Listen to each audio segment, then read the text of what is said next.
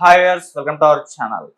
నేను ఆపకపోయింటే భారత్ పాక్ మధ్య అణుయుద్ధం వచ్చేది అంటూ ట్రంప్ మరోసారి సంచలన వ్యాఖ్యలు అయితే చేయడం జరిగింది. అంటే మొదటి నుంచి కూడా ట్రంప్ వ్యాఖ్యల్ని నేను భారత్ పాక్ మధ్య మధ్యవర్తిత్వం వహించానని చెప్పిన వ్యాఖ్యల్ని భారత్ ఖండిస్తూనే వస్తున్న ట్రంప్ మాత్రం అదే వైఖరి అయితే కంటిన్యూ చేస్తున్నాడు.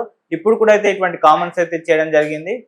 అసలు ఎందుకు ఇటువంటి కామెంట్స్ చేశారు, మరి దీనికి భారత్ ఏ విధంగా స్పందించే అవకాశం ఉంది? ఇప్పుడు ఇదే అంశం మీరు డిస్కస్ చేయడానికి ప్రజెంట్ మనతో పాటు సీనియర్ జర్నలిస్ట్ అరవింద్ కొల్లి గారు ఉన్నారు. వారిని అడిగి తెలిసిన ప్రయత్నం అయితే చేద్దాం. సార్ నమస్కారం. సార్ మొదటి నుంచి కూడా ట్రంప్ భారత్ పాక్ మధ్య నేనే ఒప్పందం తెచ్చాను, ఈ కాల్పుల విరమణ నేనే చేశాను మొదటి నుంచి చెప్పుకుంటూ వస్తున్నాడు. దీన్ని భారత్ వాళ్ళు కూడా ఖండించారు. లేదు, ఎటువంటి మూడో వ్యక్తి మధ్యలో దూరలేదని చెప్పేసి కూడా చెప్పారు. అయినా కూడా ట్రంప్ అదే వైఖరి కంటిన్యూ చేస్తున్నాడు. మరి నిన్న కూడా మాట్లాడారు, అణుయుద్ధం వచ్చేది నేనే ఆపాను అంటున్నాడు. మరి వ్యాఖ్యలు ఎందుకు చేస్తున్నట్టు మీరేం చెప్తారు సార్? అంటే దీంట్లో ఒక 3-4 కోణాలు మాట్లాడదాం. ఒకటి, ప్రస్తుత పరిస్థితిలో ప్రపంచ యుద్ధం కానీ లేదా అణుయుద్ధం కానీ వచ్చేటటువంటి అవకాశాలు ఉన్నాయా, దానికి అణ్వాయుధ దేశాలు సిద్ధంగా ఉన్నాయా? అదే సందర్భంలో అసలు ట్రంప్ మధ్యవర్తిత్వం అనే పదాన్ని డైజెస్ట్ చేసుకోవడానికి దౌత్యపరమైనటువంటి ఇబ్బందులు కానీ దౌత్యపరమైనటువంటి అడ్డంకులు కానీ ఏమేమి ఉన్నాయి. వీటితో పాటు అసలు ప్రపంచం సన్నద్ధంగా ఉందా అణుయుద్ధానికి, అసలు సాధ్యమా అనే విషయం పక్కన పెట్టి ప్రపంచ దేశాలు సన్నద్ధంగా ఉన్నాయా అని ముఖ్యంగా మాట్లాడారు. ప్రపంచంలో అణుయుద్ధం దిశగా వెళితే అది 3వ ప్రపంచ యుద్ధంగా మారుతుంది అనేటటువంటి అనుమానాలు, ఊహాగానాలు అయితే చాలా ఉన్నాయి. రష్యా ఉక్రెయిన్ యుద్ధం కూడా అంతర్జాతీయంగా ఆ దిశగా వెళ్తోంది అనేటటువంటి చర్చ అంతర్జాతీయంగా జరిగింది. అంటే ప్రపంచం 2 కూటములుగా విడిపోయేటటువంటి అవకాశాలు ఉంది అనేది ప్రధానమైన అంశం. గతంలో జరిగిన 2 అణు యుద్ధాల సమావేశంలో కూడా ప్రపంచ ఆధిపత్యం అనేది ఒక కీలకమైనటువంటి, ప్రపంచంలో పెద్దన్న పాత్ర ఎవరు పోషించాలనేది చాలా కీలకమైన అంశం. దాని చుట్టే తిరిగింది.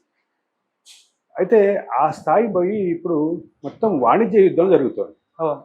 ప్రపంచ వ్యాప్తంగా దేశాలు వాణిజ్యం మీద పట్టు సాధించటం, అదే సందర్భంలో ప్రొడక్షన్ ఎకానమీ అంటే ఉత్పత్తి రిలేటెడ్గా ఉండేటటువంటి వ్యవస్థ మీద పట్టు సాధించటం, ఇన్నోవేషన్స్ వీటి మీద ఆధిపత్యం సాధించటం, టెక్నాలజికల్ అప్గ్రేడ్, టెక్నాలజికల్గా ఆధిపత్యం నిరూపించుకోవటం ఒక ప్రధానమైన అంశం.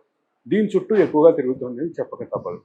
అయితే అమెరికా పెద్దన్న పాత్ర పోషించేటటువంటి డైరెక్షన్లో ఎప్పుడూ పనిచేస్తుంది. ప్రపంచానికి పెద్దన్నగా తాను క్లెయిమ్ చేసుకుంటుంది అని చెప్పడంలో ఇక్కడ భేదాభిప్రాయం అవసరంలా. అమెరికా ఆర్థిక విధానం కానీ, అమెరికా విదేశాంగ విధానం కానీ, దౌత్య విధానం కానీ ఆ రకమైనటువంటి ఆధిపత్య ధోరణి చూపిస్తుంది.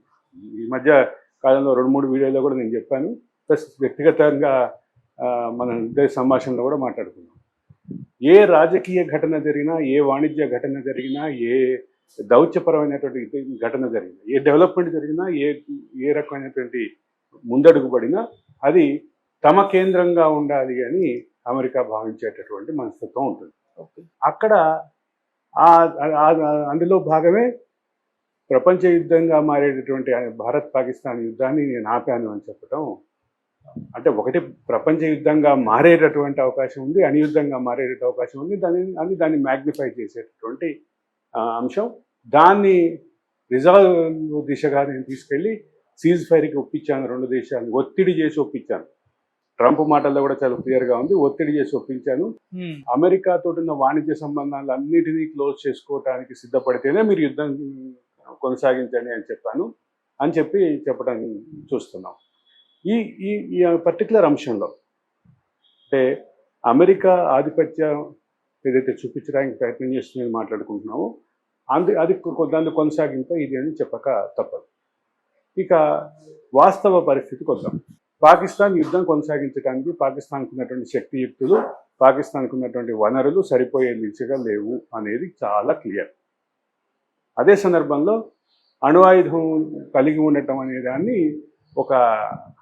అంటే ఫ్రస్ట్రేషన్లో దాన్ని వాడేటటువంటి అవకాశం ఉంది అనేటటువంటి భయం ప్రపంచ దేశాలకు ఉంది.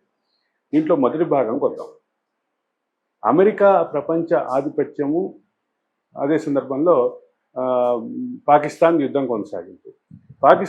కొనసాగించాలంటే గతంలో లాగా విదేశీ సహాయం కూడా అవసరం అనేది అసలు ఎక్కడ సెకండ్ థాట్ కూడా అవసరం లేదు దాంట్లో.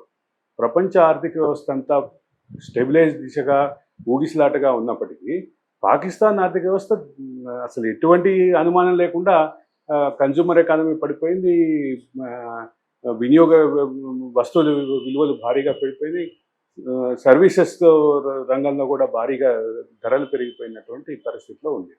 ఒక పక్క ప్రొడక్షన్ ఎకానమీ లేదు, మరోపక్క ఎంప్లాయ్మెంట్ జనరేషన్ లేదు. వీటన్నిటితోటి ఒక ఫ్రస్ట్రేషన్ స్టేజ్లో ఉన్నటువంటి ఆ దేశానికి ఆ దేశం తీసుకునేటటువంటి నిర్ణయం ఏదైనా ఫ్రస్ట్రేషన్లో అణ్వాయుధాన్ని వాడతారేమో అనేటువంటి భయం అయితే ప్రపంచానికి ఉంది. కానీ ఇక్కడ ఒక విషయం మాట్లాడాలి.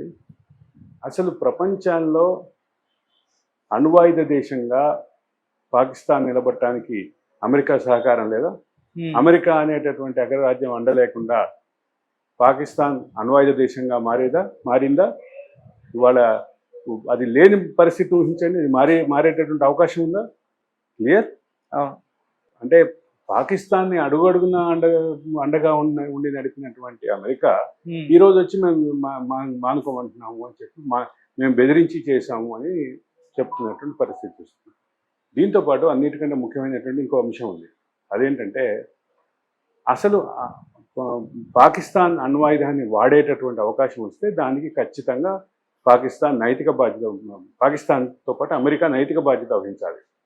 ఒకటి, అగ్రరాజ్యంగా ఉన్నందుకు దౌత్యపరంగా ఖచ్చితంగా బాధ్యత నిర్వర్తించి చేయాల్సినటువంటి అంటే పాకిస్తాన్ ఆ దిశగా వెళ్లకుండా చేయటం ఒక ముఖ్యమైన అంశం. అందులో ఫెయిల్ అయినట్టే. తర్వాత అసలు అణ్వాయుధ దేశంగా మారటానికి అమెరికా సహాయ సహకారాలు బ్లెస్సింగ్స్ ఎంత ఉన్నాయో మనకు తెలిసిన విషయం. ఈ నేపథ్యంలో ఏది కరెక్టు?